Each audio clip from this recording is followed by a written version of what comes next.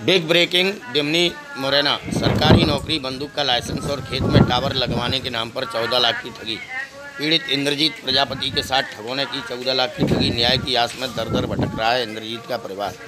दिमनी मुरैना निवासी इंद्रजीत प्रजापति पुत्र मातादीन भगत चिंतामणि का पुरा के साथ विगत वर्ष 2019 में मुरैना के ही 3 युवकों द्वारा सरकारी नौकरी लगवाने के नाम और बंदूक के लाइसेंस और खेत में लगवाने के टावर लगवाने के नाम पर 14 लाख रुपए की ठगी कर ली गई।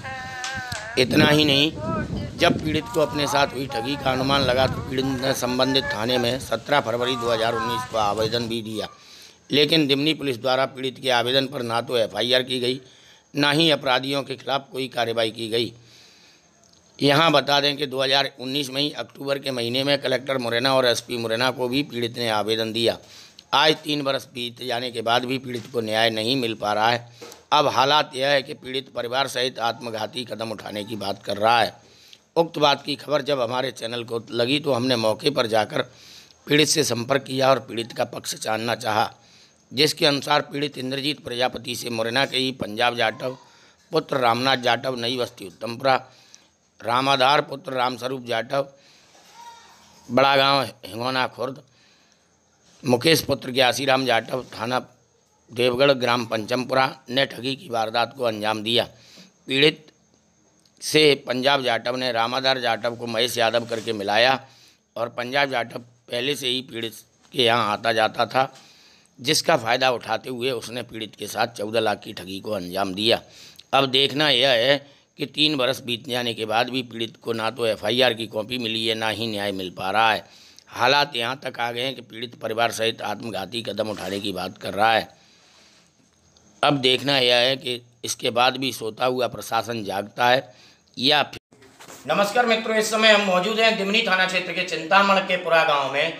यहाँ हमारे साथ इंद्रजीत प्रजापति मौजूद हैं, जिनके साथ मुरैना के ही कुछ लोगों ने टावर लगवाने के नाम पर, बंदूक के लाइसेंस के नाम पर और नौकरी के नाम पर करीब करीब किस्तों में 14 लाख रुपए की ठगी की। 14 लाख की ठगी होने के बाद इंद्रजीत प्रजापति ने थाना दिमनी में आवेदन दिया, एसपी मुरैना को भी आवेदन दिया और कलेक्टर मुरैना को भी आवेदन दिया। इन 3 वर्षों के दौरान भी अभी तक कोई उचित कार्यवाही पुलिस द्वारा, प्रशासन द्वारा नहीं की गई है। बेचारा जो व्यक्ति ठगा गया है वो दर दर की ठोकरें खाने को मजबूर है। हम उनसे जानेंगे आखिर ये ठगी की वारदात कैसे शुरू हुई। इंद्रजीत जी, हमें ये बताएं, आपके साथ कैसे, किस प्रकार और किन लोगों ने ठगी की वारदात को कारित किया? वो कौन लोग थे जिन्होंने आपसे टावर के नाम पर पैसे लिए, नौकरी के नाम पर पैसे लिए, और आप उनके ही झांसे में कैसे आए? थोड़ा विस्तार से बताएं। जहाँ भी गाड़ी से आए, जहाँ गाड़ी से हमारे जहाँ टावर की। कौन कौन लोग आए थे? पंजाब, क्या नाम है, पूरा नाम बताइए। पंजाब जाटव सनोप रामनाथ जाटव। और कौन था? मुकेश जाटव सनोप ज्ञासीराम जाटव। और तीसरा कौन व्यक्ति था? महिपाल यादव बना के यही लाए थे। मतलब एक को यादव बना के लाए। तीनों व्यक्ति मुरैना के ही थे और तीनों जाटव समाज से। जाटव समाज। तो उन्होंने आपसे किस तरीके से पैसे ऐंठे, किस तरीके से पैसे ऐंठना प्रारंभ किया? टावर लगवा दें, टावर के नाम पर। टावर की, और दोनों की छात्रावास में नौकरी, एक की कलेक्ट्रेट में। मतलब 3 नौकरियां और एक टावर, एक बंदूक का लाइसेंस। कुल कितने रुपए आपसे उन लोगों ने अब तक ठग लिए? 14 लाख रुपए। आपने जब 14 लाख की ठगी हो गई तो सबसे पहले कब पुलिस को इत्तला की? फरवरी में 19 में। तो 17 फरवरी 19 में आपने दिमनी थाने में इसकी इत्तला दी। उसके बाद थाने से कोई कार्रवाई हुई या नहीं हुई? नहीं, पकड़ के लाए थे। पकड़ के लाए? हाँ। केस वेस कोई कारित किया, कायम आप पे एफआईआर वगैरह, उनके प्रति एफआईआर की कॉपी दी है क्या पुलिस ने आपको?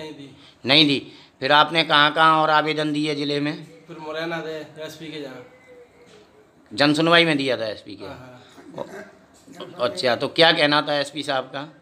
देख लेंगे। देख लेंगे, प्रकरण दिखवाते हैं। आप क्या चाहते हैं, क्या होना चाहिए आपके साथ? हमारे तो पैसे मिलने चाहिए।